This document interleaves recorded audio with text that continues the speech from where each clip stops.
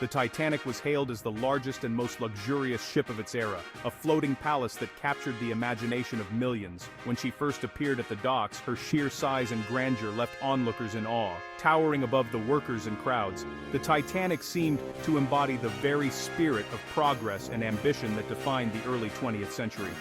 Built in the bustling shipyards of Belfast, Ireland, the Titanic was the pride and joy of the White Star Line, a company determined to outshine its rivals in both scale and sophistication. Thousands of skilled workers spent years assembling her massive hull, fitting her with the latest innovations in maritime engineering. Reporters and shipbuilders alike boasted that she was, quite simply, unsinkable.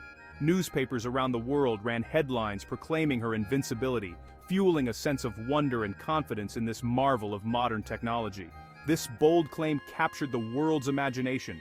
People from all walks of life were drawn to the Titanic, eager to witness the dawn of a new age in ocean travel. The excitement was palpable as crowds gathered to see her off, waving and cheering as she prepared for her maiden voyage. For many, the Titanic was more than just a ship. She was a symbol of human progress, ingenuity, and power. Her construction represented the peak of what mankind could achieve, and her voyage was seen as a triumph of science and industry. The ship was designed to carry over 2,200 passengers and crew, offering accommodations that ranged from opulent first-class suites to modest third-class cabins. Every detail was carefully considered to ensure comfort and safety for all aboard. Stretching an astonishing 882 feet in length, the Titanic was equipped with the most advanced technology of her time. Her powerful engines and state-of-the-art navigation systems promised a smooth and swift journey across the Atlantic. Some even went so far as to say that nature itself could not defeat her. Artists and writers depicted the Titanic as a conqueror of the seas, an indestructible force that would forever change the way people traveled. The Titanic's fame rested not only on her size and speed, but also on her unmatched style. Her interiors were lavishly decorated, featuring grand staircases, elegant dining rooms, and luxurious lounges that rivaled the finest hotels on land. No expense was spared in her construction. Skilled craftsmen worked tirelessly to create intricate woodwork, sparkling chandeliers, and plush furnishings, ensuring that every passenger would experience the height of luxury. This image of invincibility and comfort led many to feel completely safe aboard. Passengers boarded with confidence, believing they were embarking on a journey aboard the safest ship ever built. Even the most experienced sailors and officers shared this belief. With such advanced design and safety features, they felt certain that nothing could harm the Titanic. But as history would soon reveal, no ship is truly unsinkable. The Titanic's tragic fate would become a powerful reminder of the limits of human ambition and the unpredictable power of nature. On the crisp morning of April 10, 1912, the RMS Titanic, the largest and most luxurious ship of her time, set off from Southampton, England. The air buzzed with excitement and anticipation as crowds gathered to witness the grand departure of this marvel of engineering and opulence. Her destination was New York City, a beacon of hope and opportunity for many on board. As the Titanic glided through the waters of the Atlantic, she carried with her not just passengers, but dreams, ambitions, and stories from every corner of society. The ship was a floating microcosm of the world, filled with people from all walks of life. From the wealthy elite to humble families seeking a new beginning, the Titanic brought together a remarkable mix of backgrounds, languages, and aspirations. In first class, some of the richest and most influential people of the era traveled in style. Notable names like John Jacob Astor, one of the wealthiest men in the world, and Benjamin Guggenheim, a prominent businessman, enjoyed the finest accommodations money could buy. Their presence added an air of glamour and exclusivity to the voyage. Meanwhile, the second and third class sections were filled with middle-class travelers, professionals, and hopeful immigrants. Many of these passengers were families and individuals chasing the promise of a better life in America, carrying little more than hope and determination. Stepping inside the Titanic was like entering a floating palace. The ship's interiors were designed to impress, with lavish decorations, intricate woodwork, and sparkling chandeliers that rivaled the finest hotels in Europe. There were grand staircases that swept elegantly between decks, opulent dining rooms where guests enjoyed gourmet meals, and even a swimming pool, a rare luxury at sea in those days. The Titanic also boasted a gymnasium, Turkish baths, and a squash court, offering first-class passengers every imaginable comfort. First-class guests relaxed in spacious private suites, dined on exquisite cuisine prepared by top chefs, and were serenaded by live orchestras each evening. The level of service and attention to detail was unmatched, making the journey itself a once-in-a-lifetime experience. Attentive stewards and maids were always on hand, catering to every need, from delivering breakfast in bed to arranging evening entertainment. For the wealthy, life aboard the Titanic was the height of luxury and indulgence. Even in third class, the accommodations were considered superior to those on most other ships of the time. Passengers enjoyed comfortable bunks, clean linens, and access to shared dining rooms where they could eat hearty, hot meals. Public rooms provided space for socializing and relaxation, and the ship's cleanliness and orderliness were a point of pride. For many third-class travelers, the Titanic offered a level of comfort and dignity they had never experienced before. For countless passengers, stepping aboard the Titanic was the fulfillment of a dream. Families smiled for photographs, children gazed in wonder at the ship's size, and everyone looked forward to the adventure that lay ahead.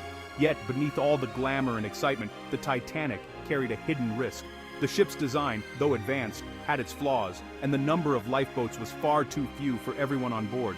Most passengers, however, remained blissfully unaware of any danger. They enjoyed the voyage, confident in the Titanic's reputation as unsinkable, never imagining the tragedy that would soon unfold. As the Titanic crossed the icy waters of the North Atlantic, the crew received several iceberg warnings. Ships nearby sent wireless messages to warn about dangerous ice ahead. These warnings were delivered to the bridge and the captain. Some messages did not reach the right people. Others were set aside because the wireless operators were busy with passenger messages. Captain Edward Smith and his officers knew there was ice in the area. Still, they kept the ship running at almost full speed. Many experts now say this was a risky decision. Slowing down might have saved the ship, but the crew believed the Titanic could handle almost anything. That belief would soon be tested. On the night of April 14, 1912, the sea was calm and the sky was clear. Suddenly, around 11:40 p.m., a lookout spotted an iceberg directly ahead. He rang the warning bell and phoned the bridge. The crew tried to turn the ship and slow down, but it was too late. The iceberg scraped along the starboard side. It ripped open the hull below the waterline. Water rushed into the ship's compartments. At first, most passengers did not realize what had happened. The impact felt like a vibration or a slight bump. Within minutes, the crew knew the damage was severe. 5 compartments were flooding. The Titanic was doomed. Orders were given to prepare the lifeboats. One of the Titanic's biggest problems was, honestly, the lack of lifeboats. The ship carried only 20 lifeboats, which was enough for about half the people aboard. This was legal at the time, but it just wasn't nearly enough in an emergency. The crew tried to follow the women and children first rule, but, many lifeboats actually left the ship only half full. Confusion and panic spread as people rushed to the decks. Some passengers were afraid to leave the unsinkable ship, while others just couldn't find their families in all the chaos. In just over 2 hours, the Titanic sank beneath the waves. Over 1,500 people lost their lives. Most died from the cold water. Only about 700 people survived, rescued by the ship Carpathia hours later. In the days and weeks following the Titanic disaster, the world was gripped by shock and disbelief. Newspapers around the globe printed bold headlines, and people everywhere struggled to make sense of the tragedy. But soon, as the initial shock faded, strange and intriguing stories began to appear in the press and in whispered conversations. Some people began to wonder if the sinking of the Titanic was truly just a terrible accident, or if there was something more sinister behind it. Rumors spread quickly, fueled by the mystery and the scale of the disaster.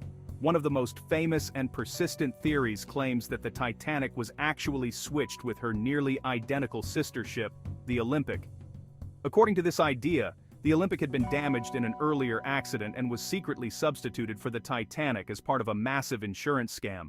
The theory suggests that the ship was deliberately sunk to collect insurance money, and that the real Titanic continued to sail under a different name. Other stories pointed to powerful and influential men of the era, especially the American banker J.P. Morgan. Some claimed that Morgan and his associates orchestrated the tragedy for their own gain, either to eliminate business rivals or to profit from the disaster in ways that would never be fully understood. J.P. Morgan was one of the wealthiest and most influential men in the world at the time. He controlled vast fortunes and had interests in banking, industry, and shipping. Through his financial empire, Morgan owned the White Star Line, the company that built and operated the Titanic. His involvement with the ship only added fuel to the rumors. Adding to the suspicion, it was widely reported that Morgan had planned to sail on the Titanic's maiden voyage, but canceled his trip at the very last minute. Some say he claimed illness, while others believe he had secret knowledge of what was to come. Meanwhile, several of Morgan's business rivals did board the Titanic, and tragically, many of them perished in the disaster. This coincidence led some to believe that the tragedy was not just fate, but part of a calculated plan. These curious facts and coincidences made people even more suspicious. The idea that such a powerful man could have orchestrated the disaster captured the public's imagination and has been the subject of speculation ever since. There are also claims that the Titanic was sunk on purpose to force changes in international shipping laws, or even to influence world events in ways that would benefit certain powerful interests. Some believe the disaster was used as a catalyst for new regulations and to shift the balance of power in global finance and industry. Over the years, these conspiracy theories have been repeated and expanded upon in countless books, documentaries, movies, and more recently, on the internet. Each retelling adds new details and twists, keeping the stories alive for new generations. Despite their enduring popularity and the fascination they inspire, most historians and experts agree that these theories are based on misunderstandings, coincidences, or outright false information.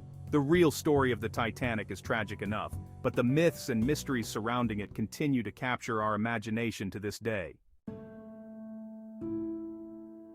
When we look closely, the evidence for conspiracy is weak. The Titanic's switch with the Olympics seems unlikely. The ships had differences that would be hard to hide. Experts have studied photos and blueprints. They find no proof of a swap. J.P. Morgan's decision to skip the trip was not strange. He was ill and often changed his plans. Many people missed the Titanic's voyage for personal reasons. There is no solid link between Morgan and the disaster.